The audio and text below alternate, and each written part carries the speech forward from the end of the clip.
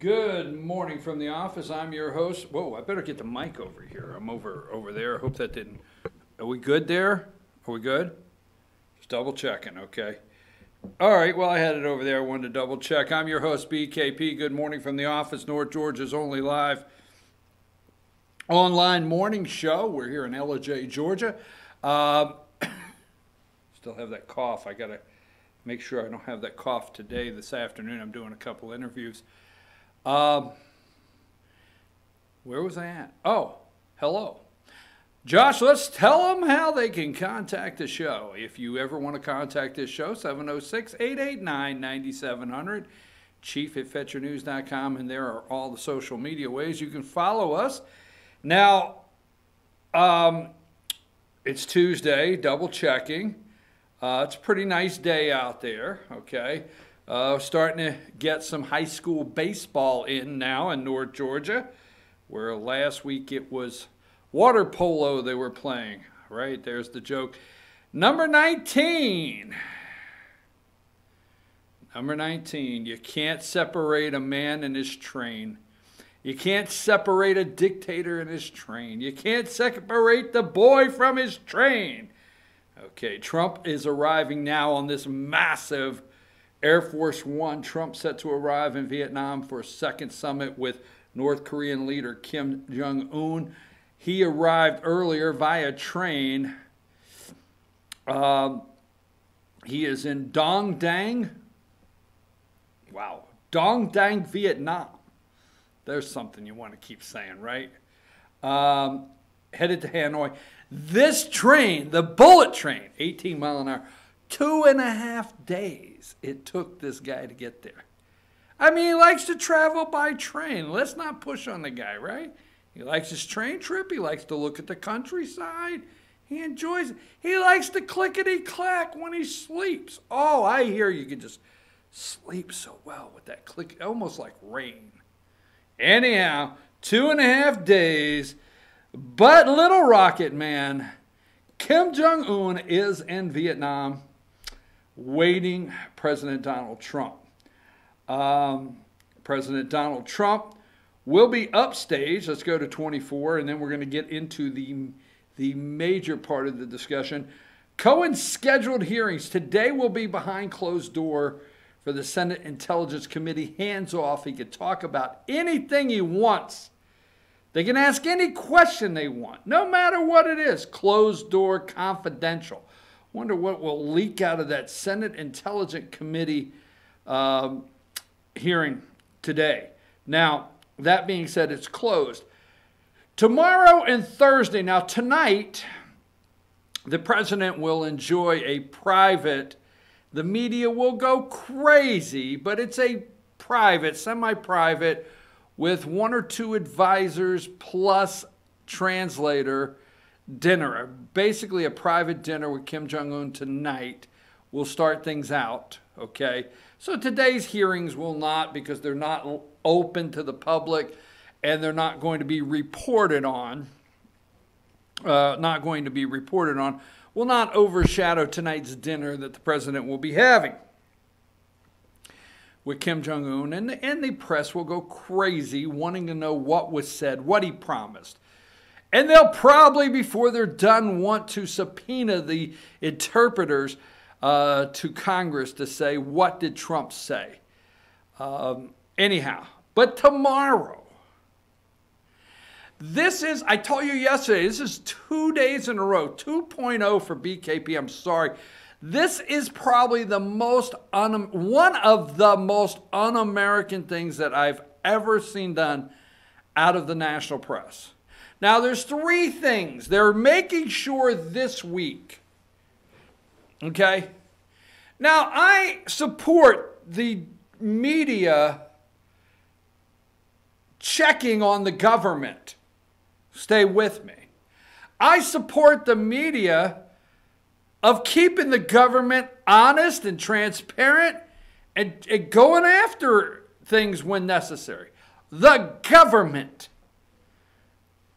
not Donald J. Trump.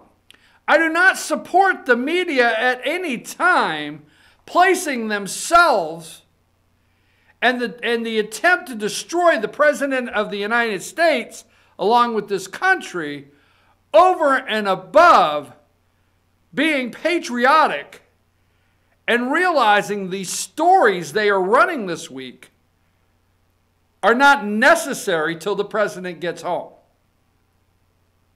There was a time, now people will take me to task, say, well, remember when Obama did this, and remember when that happened, and remember, I don't care.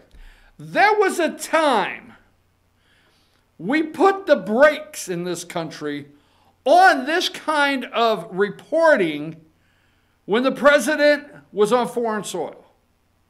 There was a time when the president was in a summit that we stopped and focused on the summit for the best interest of the American people and our country.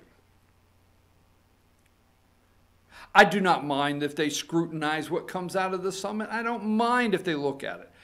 I just think this week should be dedicated, for the most part, to the second summit with Kim Jong-un of North Korea, which has not launched in almost right at 2 years any missile tests.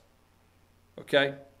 Remember something, every time that the media, the deep state media, reports to you that the President of the United States and Kim Jong-un, it was a photo op, the first one in Singapore. Every time we hear, or you hear out there on CNN, MSNBC, ABC, CBS, the list goes on, Washington Post, New York Times, whatever it may be, remember, every time you hear them say Soho or Singapore 2.0, we can't have that. There had to be a meeting. There had to be handshakes. There had to be a general trust, okay, within these two leaders, like them or not. First, this could be one of about 4 or 5 meetings they will have in effort to open North Korea up economically, human rights, start getting their people, a hamburger, all the above, while denuclearizing the peninsula. You got to understand, South Korea, our ally, wants us to negotiate and set up some terms to start the process of opening up North Korea. So that being said, remember that. Remember, Nixon opened up China. Now, we won't go into great detail of when Nixon opened up China and went to China. We won't go into that today and what happened here that resulted out of opening up China. But the Democrats cannot afford opening up a new customer like North Korea. The Democrats can't afford American companies actually doing business in North Korea. They cannot afford an economic boom in North Korea. They cannot afford America sitting down and writing a trade agreement with North Korea. They can't afford it because it only escalates, highlights, and pulls to the front the Democrats' failures in North Korea. But this week, to help the Democrats along, they plan one. Let's just throw number 26 up. The total blocking Trump. This is the week. Now, that is not what this references, but CNN at 4 a.m. Eastern Time. 4 a.m., boom, right out of the box. Live, 4 a.m. We're going to start our morning. We're going to work with ABC, all of them, and see how we can block Trump. Blocking Trump. Now, that's supposed to be in reference to Nancy Pelosi, and this week they want to block his national emergency for the border wall money. They want to block it. Now, the media will not do a report. Any of the media will not do. Maybe Fox is doing it, but they won't do a report of how many times Jimmy Carter used the. I read an article the other day. read Jimmy Carter. They won't do a report on how many times Jimmy Carter used national emergency. They won't do a story on Reagan, Bush, Clinton, Bush, Obama. They won't do a story on any of those declared national emergencies by those presidents. But this one here, they plan to block. That's this week. So the media will run all week while our president is in Vietnam tomorrow, in Hanoi. And it was not necessary for all of you out there that claim to be journalists in any way, shape, or form that say, finally, Trump went to Vietnam. That is not necessary. So anti-American, so offensive to the ones that did go to Vietnam during that time, our veterans. Not necessary, okay? Second, so this week they plan to vote in the House, okay? They plan to vote in the House over, this is this week. Let's go to number 32. GOP senator opposes Trump's national emergency. Senator Tillis warns fellow Republicans not to look the other way. So Tillis, a senator from North Carolina, will vote no. Okay. The House will pass blocking the president's national emergency for funding to secure the southern border and build a barrier. They will block it. They will send it to the Senate. You have senators like North Carolina's Tillis, which is up for re-election. You have, what's her name out there in Arizona? Is it Murkowski? Whatever her name is. You have Collins. You'll have your group that will move to block it. And the president said, if, now here's Tillis's statement, number 33, as a conservative, I cannot endorse a president that I know future left-wing presidents will exploit. What about past? Obama, Jimmy Carter, Bill Clinton. It's just something that could happen. This is what Tillis' statement is.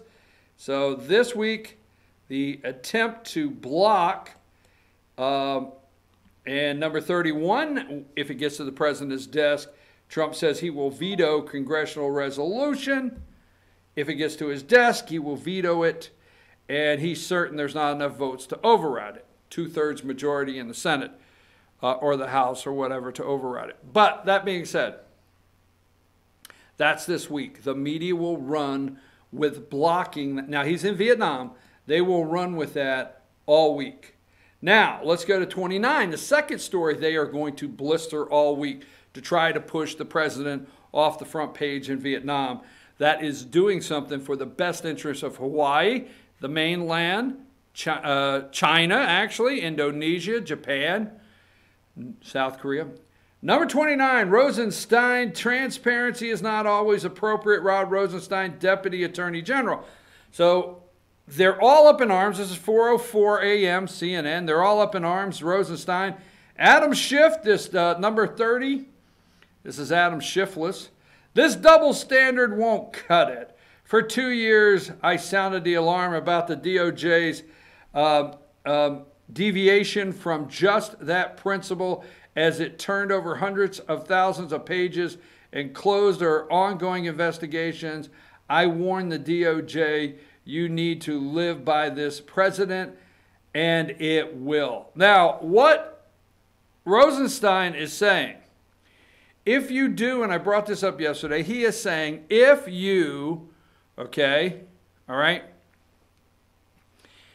if you do a report and there are American citizens, okay, now this is just like the FISA warrant, okay, unmasking American citizens. This is, it's actually, it doesn't matter who it is. And he says if the report names American citizens that have testified in this report that are not indicted or not going to be charged, then their name should not be released and the information they gave not public. Now that's a Department of Justice standard, okay? Excuse me. So sorry. Nobody ever told James Comey at the FBI to come out. Maybe one of these days I'll get over this. I am so sorry for being so rude. Nobody ever told James Comey at the FBI to come out and do a press conference concerning Hillary Clinton and her emails. By the way, we still don't have that server. But if a prosecutor, and that's what these people are, if a prosecutor cannot go to a grand jury and say to a grand jury, hey, beyond a reasonable doubt, I can prosecute this case. It happens every day in America. Prosecutors don't push it. So if it cannot be prosecuted, A, then it's not supposed to be released. But this story will run all week long while the president's in Vietnam. Okay? Number 29. All right? Just another one, transparency is not always appropriate. And then there's the media darling this week that CNN love, and he's still on the road, number 28. McCabe will do analyst. This is the Howard Cosell of the FBI now, okay? He is probably going to, he has already started, McCabe, and CNN has used him, Cohen's testimony in insider's view, okay? So they've got McCabe going from station to station, show to show, saying what he thinks, how important it is, Cohen is his testimony and what it will be like. And they will probably have McCabe on their roundtables to do their play-by-play. That is going on this week, okay? And then, I think I already had this up, but number 24, back to 24. Tomorrow, while the president, now they could have rescheduled this to next week. They could have rescheduled. They could have had it last week. Don't let them lie to you. But no, tomorrow, while the most public day of the president and the North Korean leader Kim Jong-un in Vietnam, they have scheduled the public meeting, House Oversight Committee, tomorrow. Public. And they're going to, I love the media's use of the fixer with Michael Cohen. The fixer. They have no damn idea, these little sheltered prep school white kids and the, I don't want to go there. But these little preppy, sheltered kids that grew up and just have no idea what a fixer is. Okay? No idea what a fixer is. They love doing reporting and calling this guy Trump's fixer. So the House Intelligence Committee tomorrow will be closed. But the two important days for the summit is Wednesday and Thursday. Wednesday will be an open committee hearing that they are hoping will glue America's eyes to the TV. And this guy could do soap opera and say, I was in the room. I remember seeing something on Donald Trump's desk. I remember him saying something very racist. Tomorrow will be Democrat fodder, okay? They will start campaigning off tomorrow. They will start making TV commercials off tomorrow. Oh, yes, they can't wait. They're hoping he sets up their 2020 run. He starts it out tomorrow with the things about the president that they think you need to know, want to know, and have to know to move on to your job Thursday. So they will try to knock everything about Vietnam and the summit off the networks tomorrow. And they will try to take Thursday away from the coverage of Vietnam, the summit in Hanoi. They'll try to do it Thursday by analyzing everything. Thursday will be bombshell day, the Cohen bombshell. Watch everything. So that week, they're going to use that. Okay, number 23. Trump meeting with Kim on Wednesday and Thursday in Vietnam. See, Wednesday and Thursday. Okay, the two big days. How anti-American. Michael Cohen, number 22, begins his 3-day testimony this morning, okay?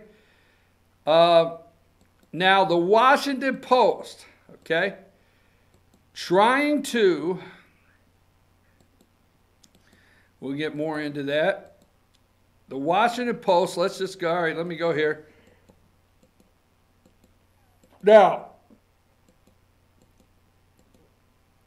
why this week? Why this week? MSNBC, 5:10 a.m., number 20. Ex-campaign aide alleges Trump kissed her without consent. That is a major news network. That is from the Washington Post. I'm telling you. And that really is uncalled for. Don't we have enough unvetted lies from the media? Here is number 9. Trump faces new sexual misconduct allegations. Ex-campaign claims Trump kissed her without consent. This is during the this is a low-level staffer that would show up, take video, post at social media. Now, here is MSNBC again at 5:30 this morning, number 5. The circle shows the white hat right there of this low-level staffer, okay? Trump faces new sexual misconduct allegations, ex-campaign aide claims, all right? And let me give you, now this happened supposedly in Florida in 2016. As a career number 6, this is Pam Bondi, the former Florida Attorney General, was present. As a career prosecutor and Attorney General, had I seen anything inappropriate, I would have taken action. I was with the president in the RV, and these allegations are false. Okay? Sarah Huckabee Sanders, number 7. This never happened and is directly contradicted by multiple highly credible eyewitness accounts. And the lady that is making the claim even said in May of 2017, this is number 10, okay? This is number 10. He's just the nicest guy. He treats everyone as if they're a part of his family. May 6, 2017, Alva Johnson, politics and more. And Trump faces the new, and that's at 3:30. Now, that being said, this individual is claiming that, Trump went in for the kiss, in front of everybody. She's a campaign staffer, and she moved away, and he got her right here. Really? And this happened during the campaign, on the campaign trail. Really? And it took this week for MSNBC to run this morning. Really? And Washington Post. Really? Folks, the deep state media, all of the ways they plan to derail the President of the United States while on a very important summit with the North Korean leader, hopefully to denuclearize this country and get missiles that are targeted that could reach the U.S., can reach Japan, can reach South Korea, can reach Hawaii, and hopefully turn this country around. This is what they're doing. This is the hate they have for this country. 60 million Trump voters and the man. I mean, it's absolutely disgusting, and they are, what does Trump call these people? The enemy of the people. And they are the enemy of the people. And if that doesn't prove it, I'm sorry. I'm your host, BKP. We're going to take a brief break. We're going to come back, and actually the biggest story I want to talk about today is in our next segment.